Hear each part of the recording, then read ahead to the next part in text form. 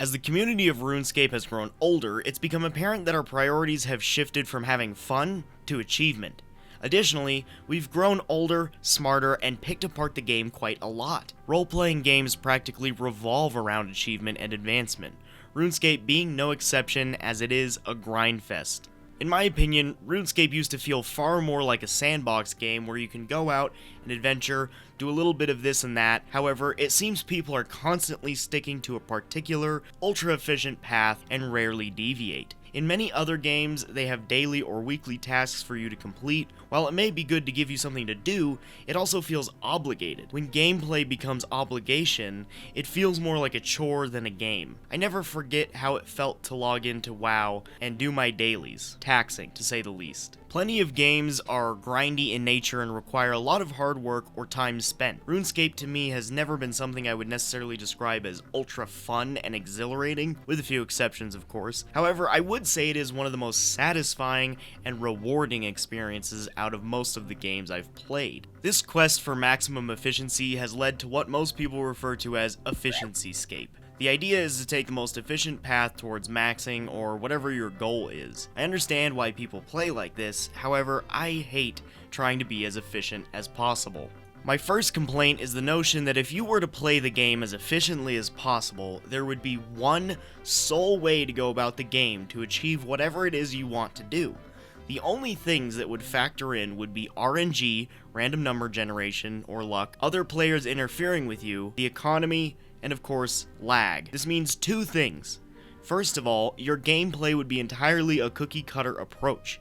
You would know what you're going to do, what's next, and how long you're going to take to do it. I think that lays a good foundation for feeling of wanting to stab yourself in the brain. Second of all, a bot could do that. A bot could likely follow the most efficient path, however, never misclick, get tired or hungry, or have to go to the bathroom. It's hard to understand why a human would want to play a video game like a robot. Now don't get me wrong here, I'm not suggesting you should just choose the most inefficient ways to do things.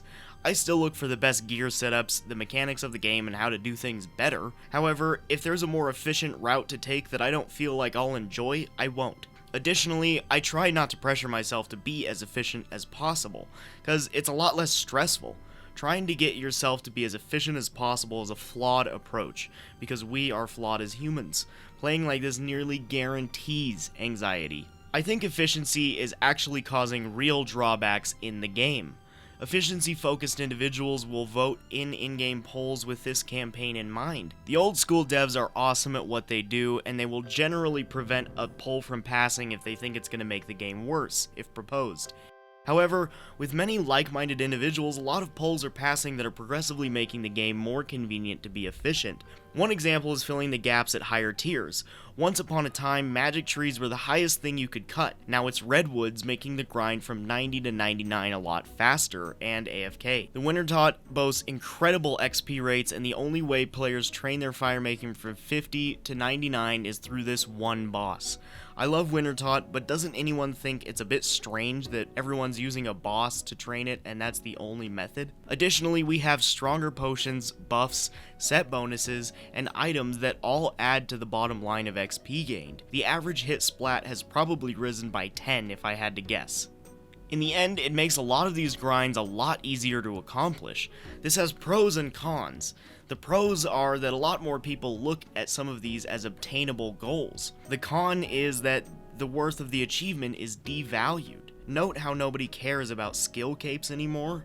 That kinda sucks. Minigames are a good example of how dead content can become. Players are simply unwilling to play a minigame if it doesn't add to the bottom line. I can understand how some content is dead, however, some of the content won't be resurrected without an entire reward system rework. It's sad to see things like Trouble Brewing and the Tazar fight pits completely abandoned. It affects the economy as well. Since tradable holiday items are no longer sought after and everyone only cares about efficiency, the highest priced items are almost always high level gear.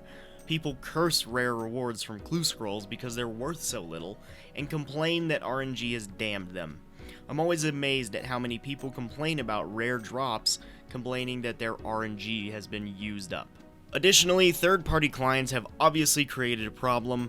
There's numerous reports of people being banned for suspicious behavior while using these clients. The rules of what is okay and what is not isn't completely defined and obvious to more casual players, which we have a lot more of now. Surely these add-on abilities can be abused. However, most people want to innocently improve gameplay with simple features. Recently, these things came to a tipping point. Certain features they offered really bent the rules and flat out broke them.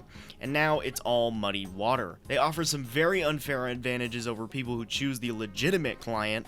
In my opinion, instead of cranking out so much content and items and miscellaneous stuff into the game, I would like to see more dev time get placed into the client they offer. Maybe a collaboration can happen between these or other third parties, and we can all win. RuneScape Mobile has also introduced a dynamic shift. A lot of players came back to RuneScape and still only play mobile only, which is awesome and great for the company and the growth of the game. However, being able to access the game on our phones also means that people can now grind on the go. Times where they might be sitting twiddling on their phones can now be spent getting gains. Of course, people will take it farther and play at work and any other time they might see an opening. This will add to the bottom line and make RuneScape even more competitive. Add in all of the new higher level bosses where you can make millions of GP per hour and you can have new heights that can be reached in much faster times.